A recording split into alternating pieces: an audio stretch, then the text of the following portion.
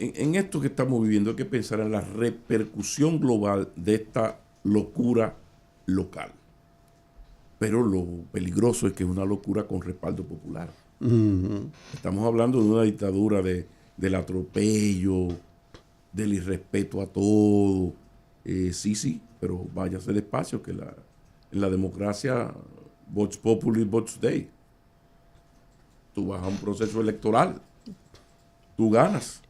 Y bueno, tú llegas hasta donde ese pueblo te lo pueda permitir. Entonces, esto que estamos viendo es que, bueno, es como aquello de que cuando éramos muchos, entonces parió la abuela.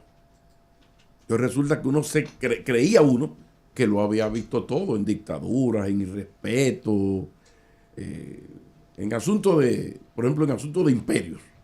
Se supone que lo habíamos visto todo, de improperios, de tufos imperiales, de descalificaciones, pero no, de repente se acaba de inaugurar en Estados Unidos una dictadura del mal gusto con respaldo popular.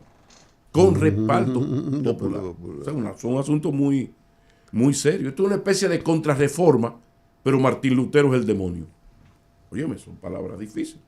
La contrarreforma vino a dignificar a aquella iglesia católica pervertida totalmente, la venta de las bulas. O sea, las tesis de Martín Lutero surgen del deterioro ético, el nivel de corrupción, de la desbandada moral de la iglesia, ¿no? Entonces, bueno, viene una contrarreforma. No, el problema es que aquí el Martín Lutero de esta contrarreforma se llama Donald Trump, que como bien acaba de señalar Cristian, es el único delincuente con sentencia de un juez de todos los supuestos delincuentes que él está irrespetando. Porque usted lo atraparon en los Estados Unidos, ilegal. Las leyes dicen que un juez tiene que determinar que usted debe ser deportado. Hay todo un protocolo. Por consiguiente, usted es un presunto. O sea, el que ya no es un presunto es ese señor. Sí, pero el problema es que él no habló mentira nunca. O sea, las elecciones se dieron después de la sentencia. Después de que él dijo todo lo que dijo. Bueno, lo que vimos en el 2016. Ahora, el problema de esto es ¿qué vamos a hacer? ¿Qué va a pasar? Porque si esto fuera solamente, es como que el demonio con R entró a Nicaragua y tiene a un Trujillo Somoza dirigiendo a Nicaragua. Y Nicaragua está hecha a pedazos. Y se deteriora Nicaragua. Sí, pero Nicaragua no tiene influencia en mi país. Ni tiene que ver con Costa Rica directamente. Entonces uno lamenta mucho lo que está pasando en Nicaragua. No, el caso norteamericano no es así. Porque salvo con esta esperanza de que el BRICS se fortalezca y les sirva un poco de contrapeso, son los dueños del mundo. E incluso con una capacidad para convertir la mentira en verdad. Porque no sé si ustedes sabían que los norteamericanos perdieron la guerra en Vietnam. Pero el poder de comunicación de Hollywood nos ha convencido de que no. Hollywood hace una película donde te convence que el invasor a un país soberano es el héroe. O sea, imagínense ustedes que René Fortunato mañana va a hacer una película, Cabral, el jovencito Cabral va a hacer una película donde el héroe es el hijo de eso mismo que vino en abril 28, en la invasión de abril 28 del 1965. Y la gente lo aplaude, un Rambo, aplauso. Entonces, esto no es fácil lo que está pasando, porque hasta ahora habían unos, yo lo llamo los 5 jinetes del apocalipsis. De esos 5 jinetes del apocalipsis, hay 4 que se han arrimado a Trump para conseguir el poder político que le faltaba, comandados por Elliot Moore, que es el peor de todos. Y digo el peor porque ya en su soberbia, en ese orgasmo de sentirse que logró ser dueño ya no solo en la parte económica, sino en la parte política, levantó su mano e hizo el saludo nazi. Y eso es maravilloso cuando son cosas gráficas, porque ya no entra tu opinión y tu argumento de gran intelectual contra el mío. No, ahí está. Pero en eso andaba el Zuckerberg, el de Facebook, el de Meta. Son los dueños del mundo. O sea, entre Bezos, Amazon, Elon Musk, el de Meta, el Zuckerberg y el otro, solo saquen a Bill Gates. Esos otros cuatro dicen mañana tumbo a tal o cual gobierno y lo tumban con una facilidad increíble. Porque tienen más poder que los mismos estados. Ningún gobierno en el mundo, quizás China, tal vez Estados Unidos, soporta que esos jinetes del apocalipsis le apunten y le tiren a matar. Entonces, de repente estamos aquí en una situación sumamente delicada, porque ¿hacia dónde va a llevar esto? Podemos hacer un ejercicio de imaginarnos cosas. O sea, imagínense que de repente un país, qué sé yo, Colombia o Brasil, puede ser Brasil, cualquier país de esto, de repente diga, no, yo voy a ocupar Panamá. O sea, imagínense, Lula da Silva dice, no, nosotros vamos a ocupar territorio panameño. También, también vamos a ocupar territorio de Finlandia, Unión Europea. Nosotros, Brasil, o Colombia, o México, va a hacer eso. No, porque es bueno poner el ejemplo. Porque eso es lo que está pasando. O sea, hay un presidente electo democráticamente en los Estados Unidos que acaba de decir en las últimas semanas que va a ocupar Groenlandia. Coño, pero que Groenlandia pertenece a la Unión Europea. Dinamarca. Sí, a Dinamarca. Dinamarca es parte de la Unión Europea. Es eso. Que yo siempre... Eso es verdad. Entonces tú dices, ¿qué está pasando aquí? Y podemos continuar y señalar cosas terribles. Sí, pero lo que yo voy es, ¿esto hacia dónde conduce? Porque, señor, usted ganó, es un presidente democráticamente electo en el territorio de los Estados Unidos, pero usted quiere ir más allá. Fíjense que no estoy tocando las cosas más internas, me estoy quedando en lo que tiene que ver con el resto del mundo, porque esta reflexión nos lleva a una situación difícil, terrible, ¿y las Naciones Unidas para qué se crearon? Fue para eso que se crearon. O sea, Naciones Unidas fue creada en aquellos acuerdos por Segunda Guerra Mundial para que ser el gran árbitro y evitar los grandes abusos. Sin embargo, Naciones Unidas solo funciona cuando esto no tiene que ver con los 5 grandes países, entre ellos Estados Unidos, el gran invasor el líder mundial del atropello en términos de número de invasiones, China, que es comunista, no se diga más, libertad de expresión, bien, gracias, todo ok, libertad de prensa, respeto, todo esto fuera, vamos a hablar de China comunista, ateo y disociadora. Rusia, una dicta blanda del señor Putin. Y dije 3. Y Francia e Inglaterra con un Reino Unido con un pasado imperial monstruoso, abominable, terrible. Entonces, Naciones Unidas contra esos 5 y sobre todo dije Rusia y dije China y digo Estados Unidos, no existe. Entonces, ¿qué va a pasar con los efectos de lo que se ha iniciado en los Estados Unidos en el resto del mundo? ¿De qué manera va a reaccionar el mundo ante las medidas terroristas? Dije medidas terroristas de Estados Unidos frente al resto de los países.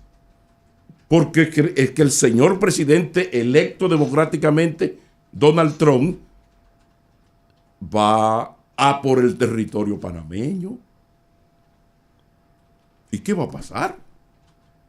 Va a por el territorio de Groenlandia. Sí, pero cuidado. Esos son los que él ha admitido francamente. Hoy cuando él diga voy a por el gobierno de la República Dominicana. Porque mañana puede no va a ser Abinader, porque Abinader no va seguro. O sea, y cuando Trump diga no, es que no me gusta, yo voy contra Petro. Y comience un plan Cóndor segunda parte. O sea, ¿qué va a pasar en el mundo? Porque de grandes polvos es que vienen los lodos. Estamos en una situación de un presidente que considera que él puede obrarse y no sentirlo. O sea, él no tiene el mínimo sentido del respeto de nada y con apoyo popular. Y yo no estoy hablando, insisto, de los temas, ni siquiera estoy hablando del tema este de que él dijo que solamente hay dos géneros, que es sexo, varones y hembras y estas cosas. Yo no estoy hablando de eso. Ni siquiera estoy hablando de que salió de la OMS, que eso es mucho decir. Es una anotación, ahora que tú haces ese recuento latinoamericano, de desprecio. Él desprecia, pero lo dijo, que es el asunto. No, es que ellos no necesitan a nosotros más que nosotros a ellos. Latinoamérica, cuando se habló de Latinoamérica, o sea, no importa. A propósito de eso que tú dices, el día que él quiera obrarse en cualquiera de las regiones, no importa y va a tener aplauso de un amplio sector. Pero el asunto es muy delicado, porque a veces nosotros queremos que estamos acabando y es con nuestra... ¿Cómo digo? Está acabando y es con tu vida. En el sentido de que, por ejemplo, el señor Marco Rubio, que es un halcón ultraderechista, tiene muchos amigos empresarios, algunos con aspiraciones presidenciales, y es muy chévere con nosotros. Fíjense cómo ya vamos a tener embajador, aplausos. Y el Marco Rubio como le digo, que está a la ultraderecha de Reagan. O sea, Thatcher era una especie de Vladimir Ilich Lenin al lado de este señor. Pero es amigo de nosotros y nos tiró unos versos bonitos en su comparecencia en el Congreso. Aplausos. Gracias, don Marcos. Perfecto. Sí, pero vamos a sentarnos a ver qué va a pasar cuando se deporten millones de mexicanos, que son los haitianos de la economía estadounidense aquí. O sea, ¿cómo va a afectar a la industria agroalimentaria la deportación de esa mano de obra, la que hace el trabajo duro en la economía norteamericana? Pero atención, que eso va a aumentar los precios de esos productos, eso va a provocar inflación, eso va a fortalecer el retorno de las inversiones norteamericanas al resto del mundo, va a fortalecer el dólar. De todo lo que yo estoy hablando nos afecta a nosotros. Total. Pero la política de traer las inversiones en Asia hacia Estados Unidos significa que la niña bella para la economía dominicana, para el Estado dominicano, se llama el nearshoring. La chulería de la cercanía. Es decir, ¿cómo nos vendemos nosotros en Asia? Mira, tú tienes tus empresas en China, eso queda muy lejos. Si tú la traes de China y la colocas en la República Dominicana, que es la puerta, la frontera imperial, decía don Juan. Mira, eso lo llaman nearshoring, la ventaja que te da. Por ejemplo, usted sabe el atractivo de ese bendito puerto de Manzanillo. Tú sabes que tú puedes decirle a un inversionista, ven para acá, que nosotros estamos a hora y media del territorio de los Estados Unidos. Pues todo eso se va para el caray. O sea, todo esto, en la medida que se vaya aplicando, va a afectar la economía de los dominicanos residentes allí. ¿Y qué es la economía dominicana sin remesas, sin el lavado de activos, sin el narcotráfico y sin la prostitución? ¿Ustedes se creen que esta chulería de la estabilidad macroeconómica y el crecimiento cae del cielo? No. Aquí hay una economía subterránea. Que usted se encuentra con un señor que le dice, ¿y cuánto usted gana? Yo tengo un trabajito allí y gano 60,000 pesos. Cuando usted conversa, resulta que no son 60,000 pesos, porque él es parte de una red, de una mafia narco o de corrupción en el Estado. Por eso, la famosa expresión, vea acá, y no dije que estamos mal, pero todos los sitios están llenos. En un país donde el 80% gana mucho menos de 60,000 pesos. O sea, el 80% de los dominicanos supuestamente ganamos mucho menos de 60,000 pesos. Ajá. Oh, mira qué bien. Sí, como un general que gana 90,000. Un coronel gana 70. Y usted sabe cómo se vive con 70,000 pesos mensuales. No, tiene un salario. Gracias. Estoy generalizando, corrijo. Estoy generalizando que es un error. Ustedes saben a lo que yo me estoy refiriendo. Pero en definitiva, la situación nuestra con esto de Estados Unidos, con este gobierno de Trump, es un asunto sumamente preocupante. Yo creo que Roberto Álvarez y los teóricos de la geopolítica, ojalá que el presidente invite a tomar café a Iván Gatón, porque yo creo que la República Dominicana va a tener que emplearse a fondo en su manejo internacional. ¿Cómo lo vamos a hacer? Porque somos una vil colonia en términos de nuestra terrible dependencia de los Estados Unidos, y lo que está pasando y puede pasar en Estados Unidos es sumamente terrible. Además de lo más grave de todo es que con estas medidas terroristas, porque para mí un Estado que comience anunciando que va a ocupar territorio de otros países, si eso no es terrorismo, que venga Dios y lo vea. O sea, si que un presidente de un país diga que él va a ocupar territorio de otro, no es una medida terrorista. Entonces, si usted ataca a los países del mundo con medidas terroristas, ¿qué caray usted espera que tarde o temprano ocurra con las víctimas de sus actos de terrorismo? Entonces, como le digo, en medio de todo esto está la patria nuestra, con 2,5 millones de dominicanos fuera, el 85% de nuestras importaciones recibidas de allá, el turismo viene en un porcentaje altísimo también de allá. Ellos nos gobiernan y controlan directa o indirectamente todas las instituciones del Estado Dominicano con cierta importancia si tienen que ver con economía y sobre todo con seguridad. ¿Qué va a ser de nosotros?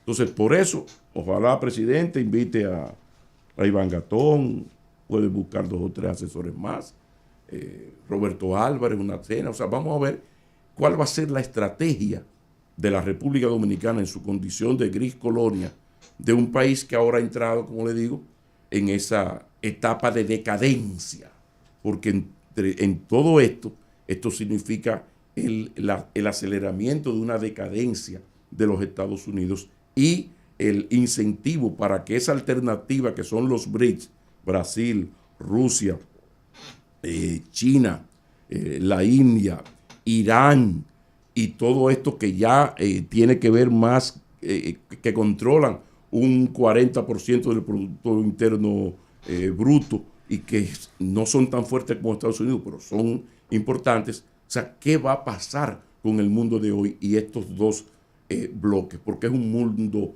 multipolar. En definitiva, que cuando no sabíamos todas las respuestas, nos cambiaron las preguntas. ¿Cómo se hace? Conoce la